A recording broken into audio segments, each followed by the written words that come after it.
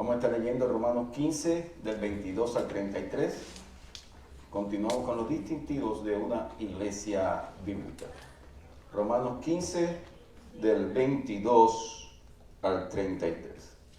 Dice así las Escrituras: por esta causa me he visto impedido muchas veces de ir a vosotros, pero ahora, no teniendo más campo en estas regiones y deseando desde hace muchos años ir a vosotros, cuando vaya a España iré a vosotros, porque espero veros al pasar y ser encaminado allá por vosotros una vez que haya gozado con vosotros. Mas ahora voy a Jerusalén para ministrar a los santos, porque Macedonia y Acaya tuvieron a bien hacer una ofrenda para los pobres que hay entre los santos que están en Jerusalén, pues les pareció bueno y son deudores a ellos, porque si los gentiles han sido hechos participantes de sus bienes espirituales, deben también ellos ministrarle de los materiales. Así que, cuando haya concluido esto y les haya ministrado de los materiales, así que cuando haya concluido esto y les haya entregado este fruto, pasaré entre vosotros rumbo a España. Y sé que cuando vaya a vosotros, llegaré con abundancia de la bendición del Evangelio de Cristo. Pero os ruego, hermanos, por nuestro Señor Jesucristo y por el amor del Espíritu, que me ayudéis orando por mí a Dios, para que sea librado de los rebeldes que están en Judea, y que la ofrenda de mi servicio a los santos en Jerusalén sea acepta, para que con gozo llegue a vosotros por la voluntad de Dios, y que sea recreado juntamente con vosotros, y el Dios de paz con todos vosotros, sea con todos vosotros. Amén. Vamos a orar. Padre, estamos agradecidos por tu palabra. Te pedimos que tu Espíritu Santo ministre a nuestros corazones y que seamos confrontados, animados en esta tarde, en el nombre de Jesús. Amén. Como les decía, vamos a el octavo distintivo de una iglesia bíblica. Porque el octavo distintivo habíamos visto ya 7 anteriores. Vamos a repasarlo. El primero, una iglesia que evangeliza. El segundo, una iglesia que discipula. El tercero, una iglesia que da con generosidad. El cuarto, una iglesia centrada en la palabra. El quinto, una iglesia que estaba viviendo bajo persecución y aflicción. El sexto, una iglesia que sus miembros estaban comprometidos con una misión. El séptimo, una iglesia que perseveraba en una fe inquebrantable y una oración constante. El octavo, una iglesia bajo la providencia de Dios, que es la que nos ocupa en la tarde de hoy. Una iglesia bajo la providencia de Dios. Y cabe la pregunta, ¿qué es la providencia? ¿No es verdad? A lo mejor muchos de ustedes en el mundo católico han escuchado mucho la palabra providencia, pero en realidad no saben qué es providencia. Pues hoy le vamos a hablar qué es la providencia de Dios sobre su iglesia. La doctrina de la divina providencia, como es conocida en el mundo teológico, afirma que Dios tiene el control absoluto de todas las cosas. Él es el soberano de todo el universo. Lo pueden encontrar en el Salmo 103, 19. Del mundo físico y espiritual, Mateo 5, 45. De los asuntos de las naciones. Nada pasa fuera de una nación que Dios no tenga el control de esa nación. Salmo 66, 7. El destino de la humanidad, la vida y la muerte de cada uno de nosotros está bajo la decisión de Dios. Dice la Biblia que nuestros días son contados. ¿Sabían eso? Aquí vamos a partir cuando Dios ordena que parte. Yo siempre escucho al doctor Sugel y él siempre dice, podemos hacer ejercicio, eso es bueno. Vas a comer una dieta sana, es bueno. Vas a disfrutar una buena bebida, o sea, un buen jugo. No hace que piense que sea cerveza y ron. Un buen jugo, una buena fruta es bueno. Pero nuestros días sobre la tierra están contados. Entonces Él tiene el destino de la humanidad, Gálatas 1:15, de los éxitos y de los fracasos de los seres humanos, o sea, de usted y de mí. Dios tiene el control de eso y de la protección de su pueblo. Dios protege a su pueblo. Salmo 4:8. Esta doctrina se opone directamente a la idea que todo existe por acaso o por el azar o porque hubo un proceso que ocurrió en la nada, totalmente opuesto. La nada no puede crear nada. Entonces la doctrina de la providencia habla de que hay un creador y su nombre es Dios y Él gobierna todo. Hablando de esto, Pablo escribió en Romanos 1:13, hermanos, no quiero que ignoréis que muchas veces he hecho planes para ir a visitaros. Y subrayenlo eso en su Biblia. Pero ha sido estorbado. Pues bien, la providencia afirma que todo destino del hombre está marcado de Dios. Dios puede o no autorizar que tus planes, tus proyectos se cumplan o no. Y en la tarde de hoy vamos a ver eso. Una iglesia viviendo bajo la providencia de Dios. Una iglesia que caminó bajo la providencia de Dios. Y vamos a seguir hablando de cuál iglesia. Vamos a ver si están conmigo. Nunca ustedes habían pensado que tendríamos que sacar tantas características de una iglesia. Pues seguimos en Macedonia, Filipo y Berea. Las iglesias de Grecia. Entonces, miren, volvemos al texto bíblico. Dice el apóstol, por esta causa me he visto impedido muchas veces de ir a vosotros. Pero ahora, no teniendo más campo en esta región y deseando desde hace muchos años ir a vosotros, cuando vaya a España iré a vosotros, porque espero verlo al pasar y ser encaminado allá por vosotros, una vez que haya gozado con vosotros. Es interesante cómo el apóstol Pablo, en su itinerario, en su agenda misionera, él tenía pensado llegar ¿hacia dónde? España. A España. ¿Pablo llegó a España? No. He repetido desde la primera vez que hemos comenzado a esta serie bíblica que las cosas de Dios no se miran en blanco y negro. Ni las cosas de Dios es 2 más 2 es 4. Ni los planes del hombre, ningún plan humano funciona. Yo decía esta mañana al grupo de por la mañana, yo decía, usted puede hacer el mejor presupuesto. Usted puede agendar lo mejor. No vamos a hablar como individuo, como nación. Y mañana Dios pone un desastre natural. El presupuesto se va abajo. Los planes se van abajo y hay que empezar de cero. Así es. Porque no es a nuestra manera. Y de eso se trata. Y Pablo había entendido eso muy bien, hermanos.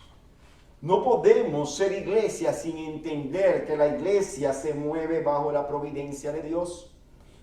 No importa lo que nosotros querramos hacer, todos nuestros planes, todos nuestros deseos tienen que ser sometidos a la voluntad de Dios. ¿Por qué?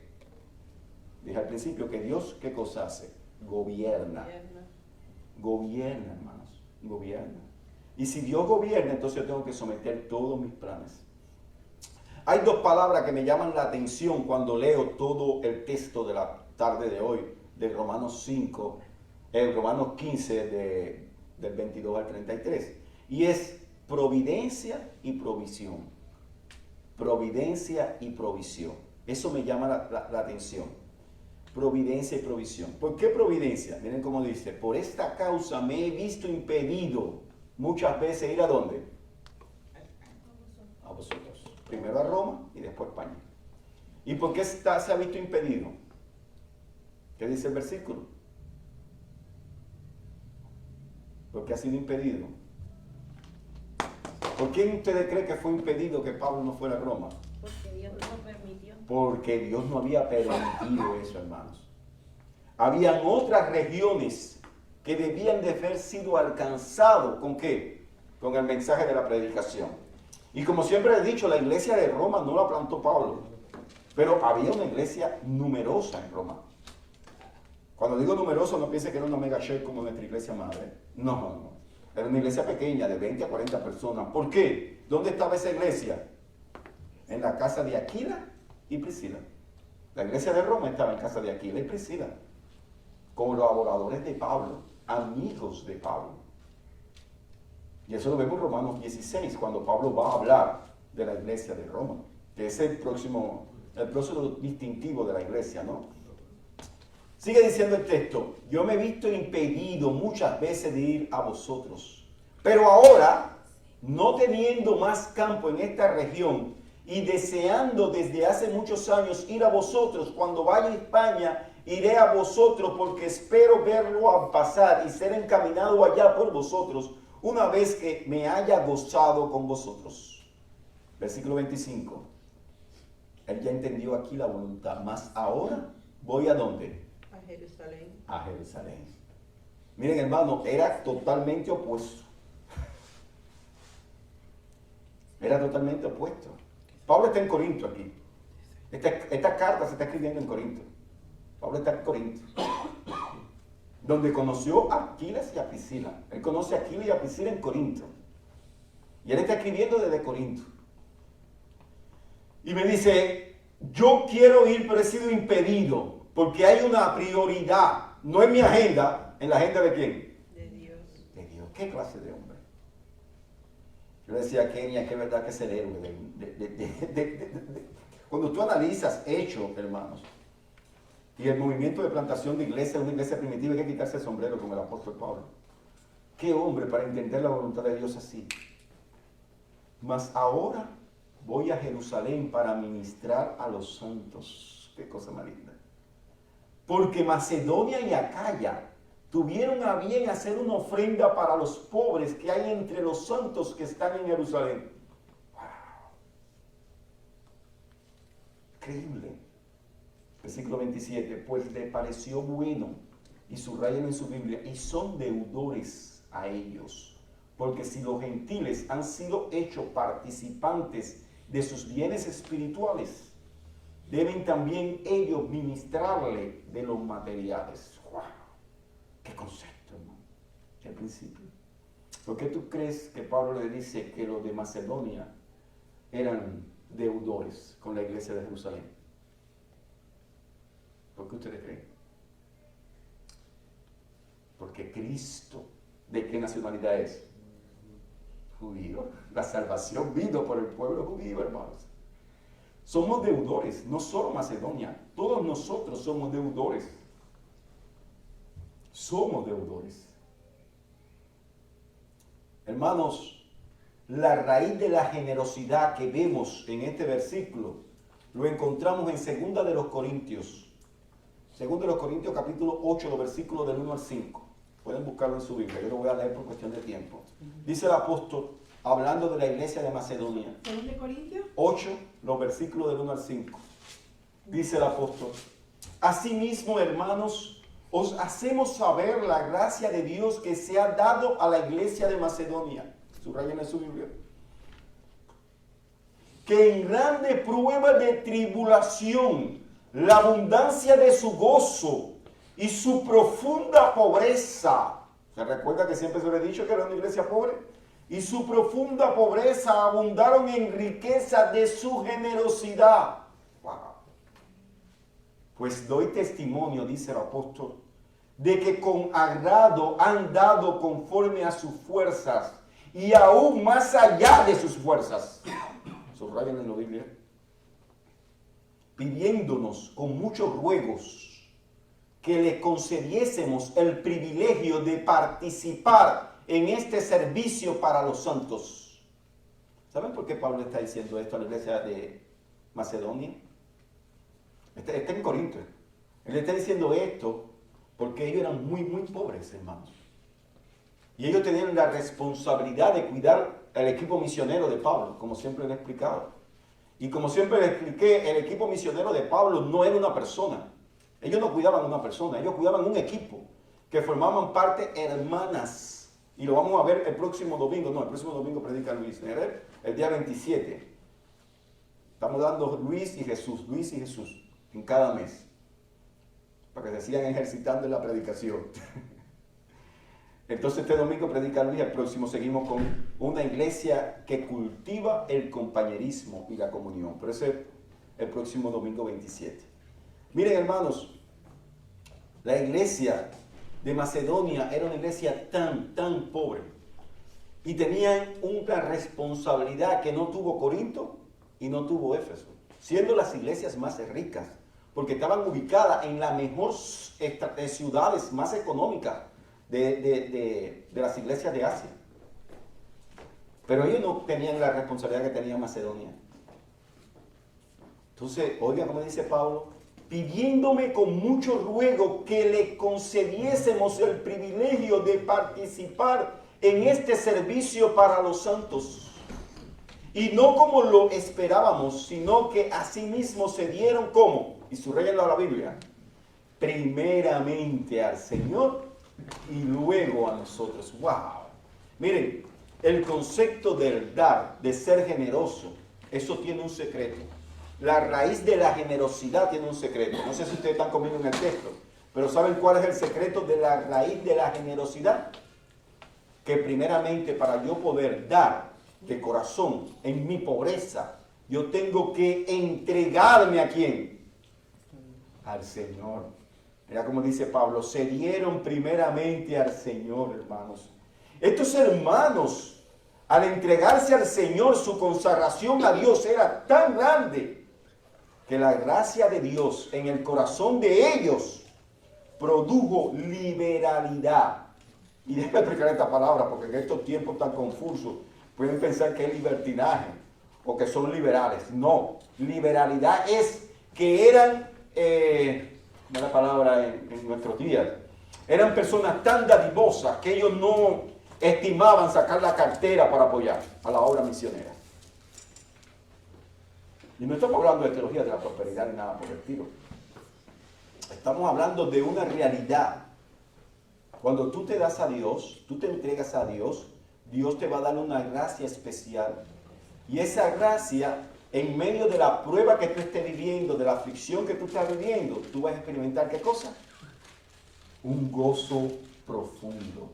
Porque ese gozo, esa paz y esa felicidad viene ¿de quién?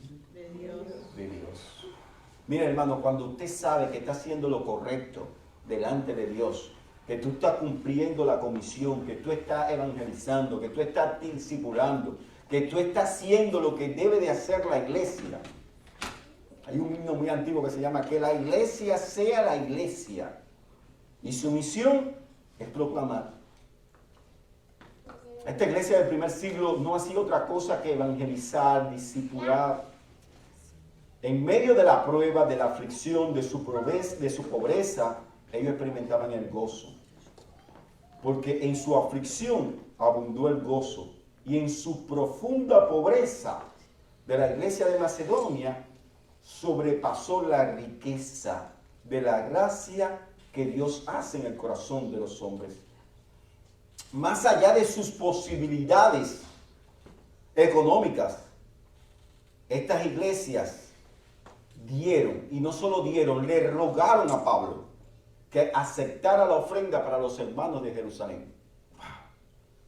¿Saben por qué le rogaron a Pablo? Porque Pablo no quería aceptarlo. Porque ya Pablo sabía que ellos tenían una carga sobre ellos. Y era el cuidado del equipo completo de Pablo. Que lo vamos a ver el próximo domingo 27 cuando él habla de Febe. Febe era una diaconisa de Cencrea. Cencrea era un puerto que estaba cerca de Corinto. Entonces él le dice, reciban a Febe, porque Febe me ha ayudado a mí mismo y quiero que estén atentos a todas sus necesidades. Wow. ¿Y a quién le escribe Pablo? A esta iglesia. Yo le decía a los muchachos de la mañana, me decían, pastor, y en las iglesias de Apocalipsis, a esa iglesia se le reclamó. Le dije, no. ¿A quién se le reclamó? A Éfeso. Era rica. Corinto. El látigo no se le bajó. Corinto recibía a Pablo por todos lados. Pero esta iglesia de Asia, que estaba cerca de Turquía, esta iglesia el Señor la elogia, hermanos. La elogia. Porque habían comprendido el concepto de ser de iglesia. Habían comprendido el concepto de ser. Ellos le rogaron a Pablo con súplica y le dijeron a Pablo, no nos prohíba. ¿Qué cosa? ¿Qué cosa que Pablo no le prohibiera? El privilegio de participar en este servicio a los santos. ¡Qué iglesia! ¡Qué principio! En el año 58 cuenta la historia que hubo una hambruna en Palestina muy grande, muy grande. No sé si ustedes han leído, no estoy en el texto, estoy en historia antigua. En el año 58 después de Cristo se desató una hambruna tan grande en Palestina que se cuenta que muchas personas se comían hasta los estiércoles de los animales. Y esta iglesia de Macedonia conocía de esto. Conocía de esto. Ya pueden entender por qué fue impedido Pablo ir a Roma y de Roma a España. Había una necesidad de parte de Dios como urgente. Había que llegar a Jerusalén. Había que llegar a Jerusalén. Había que llegar a Jerusalén. Porque era tanto la hambruna que este pueblo de Palestina estaba viviendo que había que llegar y llevarle esta ofrenda. Como les decía, nos preguntamos de qué iglesia estamos hablando. Vuelvo a repetir.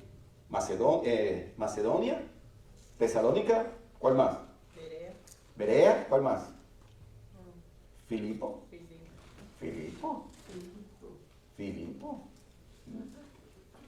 Esta iglesia la conocemos muy bien. No la conocemos muy bien. Llegamos ya un mes y pico, 2 meses, hablando de los distintivos de la iglesia bíblica. Esta iglesia se conoce muy bien. Tesalónica, Filipo y Berea. De hecho, hermanos, los bereanos son reconocidos por Dios. ¿Sabían eso? ¿Por qué los bereanos fueron reconocidos por Dios? Usted sabe que Dios reconoce una iglesia. Dios reconoció a Tesalónica. ¿Pero a quién más reconoció? A Berea. ¿Y por qué Dios reconoció a Berea? Porque ellos escudriñaban la palabra. Porque escudriñaban la palabra. ¿Y en qué concepto ellos escudriñaban la palabra? Verificando que todo lo que decían Era cierto. Y ellos tenían confort como nosotros. Había aire acondicionado en la casa donde ellos se reunían, en Corinto. Ellos tenían comida. Ya les estoy contando, la situación era fuerte.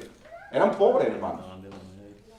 Pero en ellos había una pasión por Dios tan grande que ellos reconocían que ellos debían de estudiar todo lo que el apóstol Pablo enseñaba para ver si todo lo que el apóstol Pablo enseñaba en el Antiguo Testamento apuntaba a Cristo. Yo, cada semana, ustedes saben, que mi vida se camina sobre 2 pies, la iglesia y el seminario. Aunque parece que estamos unidos, son 2 instituciones separadas, se unen en Leonid, pero realmente son 2 instituciones separadas. Y yo siempre digo a los alumnos, ahora estamos dando Antiguo Testamento, algunas de las clases, ¿no? Porque son diferentes niveles de clases. Pero la clase que está dando Antiguo Testamento, yo le digo lo siguiente: tenemos que aprender a ver a Cristo en cada libro del Antiguo Testamento. Si tú no ves a Cristo en Génesis, si tú no ves a Cristo en Éxodo, si tú no ves a Cristo en Levítico, tú no puedes entender el Nuevo Testamento. No lo puedes entender. Pues estos hermanos de Berea, ellos veían a Cristo. Cada vez que Pablo hablaba de Cristo, ellos consultaban a ver si cada palabra de Pablo apuntaba a Cristo según el Antiguo Testamento. Para hacer eso hay que ser estudioso de las Escrituras. Decía Archer Sproul, hay una gran diferencia entre leer y estudiar. Una cosa es leer la Biblia, otra cosa es estudiar la Biblia. Son 2 cosas totalmente diferentes. Entonces, estos hombres, hermanos, escudriñaron las Escrituras para ver si todo lo que el apóstol Pablo decía era como cierto. En el siglo XIX, un evangelista muy conocido, no sé si cuántos de ustedes han oído mencionar de él, Henry, no sé si lo voy a mencionar en español, Henry Bishop. Este hombre le escribieron en su lápida una de las frases que él siempre pronunciaba. Y él dijo lo siguiente, en el siglo XIX, este evangelista dijo lo siguiente: lo que gasté, lo tuve. Lo que guardé o ahorré, lo perdí. Lo que di, lo gané. Te dirán, ¿cómo va a ser eso, pastor? ¿Cómo es posible que lo que ahorró, lo perdió? Recuérdense que le dije que la matemática de Dios no es la matemática de los hombres. Repito esta frase. Lo que gasté, lo tuve. Lo que guardé o ahorré, lo perdí. Pero lo que di, lo gané. ¿A qué se refiere esto, doctor? Pues sencillo. Lo que ahorré al morir, lo perdí. Yo no me quedo con eso. Ahora, lo que di al reino de Dios es el único dinero que vuelve. ¿Cómo? Y esto no es teología de la prosperidad. ¿Cómo es posible que vuelve? Sencillo. El dinero que se invierte en el banco de Dios, en el reino de Dios, es un dinero que crece más rápido que el CDC que da cualquier banco y de una cuenta fija en cualquier banco con cualquier interés. Bueno, ¿y de qué se trata eso, pastor? Sencillo. Porque ese dinero se invierte en ganar vidas para Cristo. Y esas vidas, escuche bien, son tus coronas en el cielo. Cuando tú llegas al cielo, cuando lleguemos al cielo, que somos recibidos, vamos a ser recompensados según ha sido nuestra obra de este lado de la gloria. Y cuantas vidas ustedes hayan ganado para Cristo, esas serán las coronas. Bueno, ¿y qué tiene que ver el dinero con esto? Pues se lo voy a ilustrar con un ejemplo. Recuérdense que yo fui 10 años misionero. Y siendo misionero, mi corazón se inclinó a plantar una nueva iglesia. Estábamos en Brasil con las niñas chiquitas. Y así llegué a Estados Unidos para plantar una iglesia, y aquí está Eugene. Y en una de las conferencias misioneras, una niña, hija de un pastor brasileño, en una iglesia más grande que la de nosotros, una iglesia al estilo de Eugene, de nuestra iglesia madre, no Eugene en español, el pastor pidió algunos mantenedores para la obra misionera en África. La niña tendría unos 9 años, la hija del pastor en aquel entonces, y separaron nada más que 2 personas, la hija del pastor y otro muchacho. Y fueron al frente. El tesorero no le prestó mucho caso a la hija del pastor porque era una niñita chiquita. Bueno, la hija del pastor sabía el teléfono del tesorero y llamó y le dijo, yo quiero ser un mantenedor. Un mantenedor es un sustentador, o sea, quien sostiene ese misionero. No sé, ustedes conocen, yo fui misionero, o sea, los misioneros levantan sponsor. O sea, patrocinadores que son los que cuidan a esas personas en el campo. Porque ellos están plantando lo que tenía Pablo en Macedonia. Entonces, pasó el tiempo y la niña llamaba y llamaba y llamaba y llamaba. Y un día el tesorero llamó al pastor y dijo, óigame, su hija me está llamando a cada rato y dice que quiere ser un misionero. El pastor le preguntó, bueno, ¿y con qué vas a plantar? Dice, ¿tú no me das toda la semana 50 reales? Reales es el peso brasileño. Le dijo, sí. Le dijo, pues yo quiero que ese dinero sea enviado a tesorería y vaya para África. Bueno, pasaron los años. Miren, hermanos, llegó el misionero de África.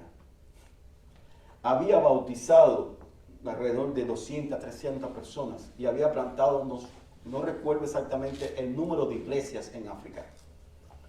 Y el misionero se paró, dio su reporte misionero, algo que yo acostumbro a hacer también, y doy el reporte del trabajo, y él preguntó, yo quisiera conocer a la persona que me ayudó en África.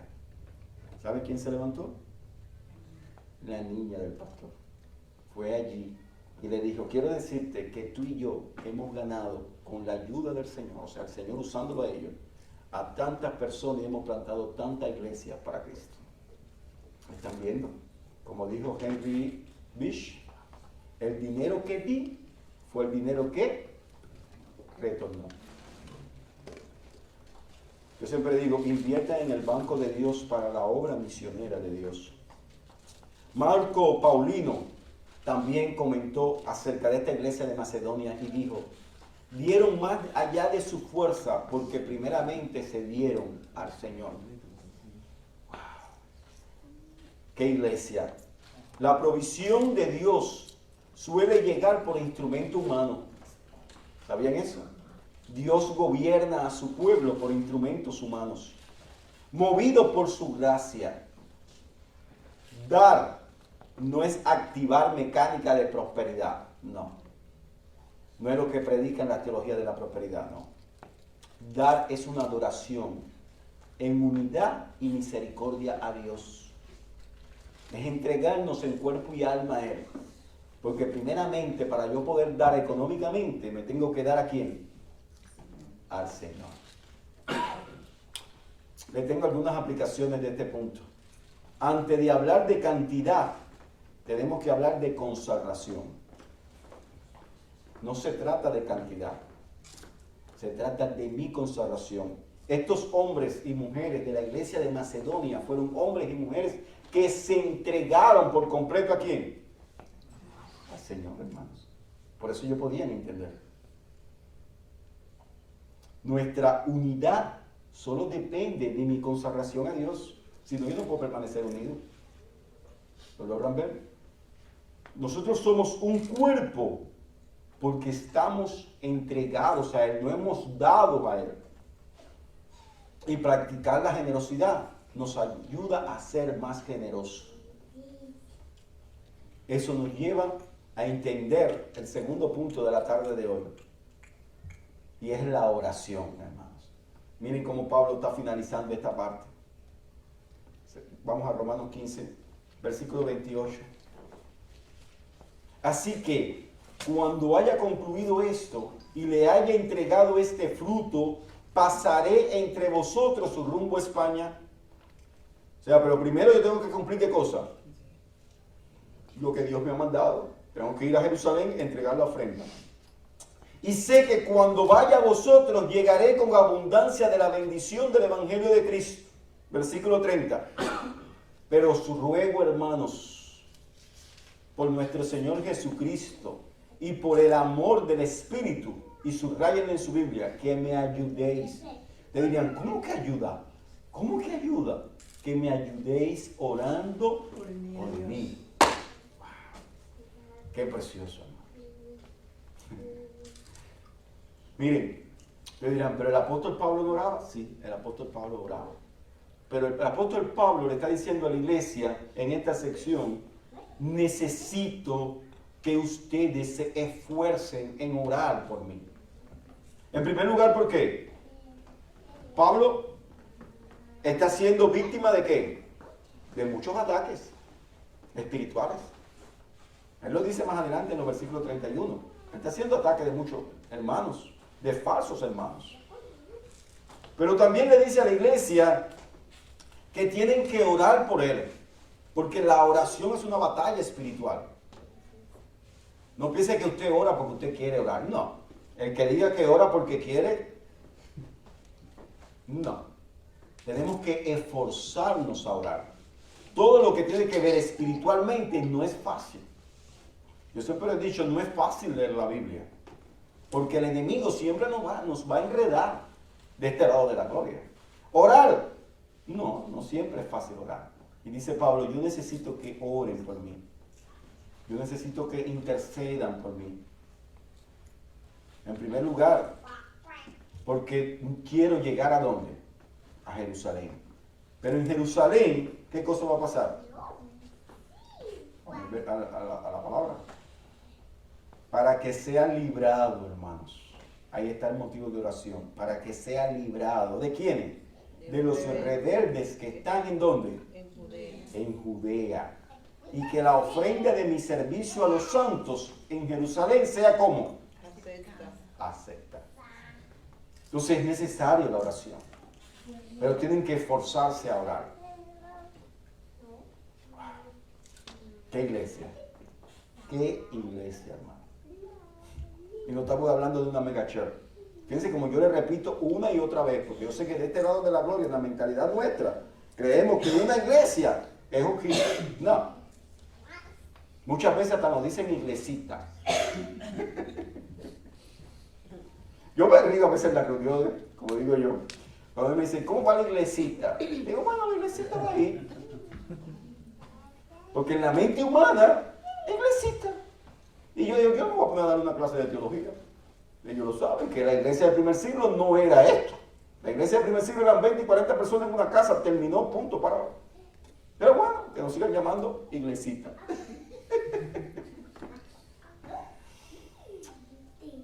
Hermano, había que orar, porque la oración formaba parte de la lucha espiritual.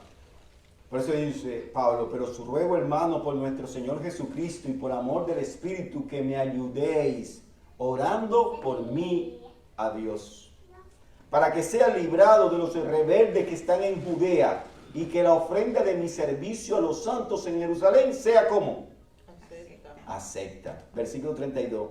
Para que con gozo llegue a vosotros. Y Pablo va a subrayar cómo va a llegar. ¿Por qué?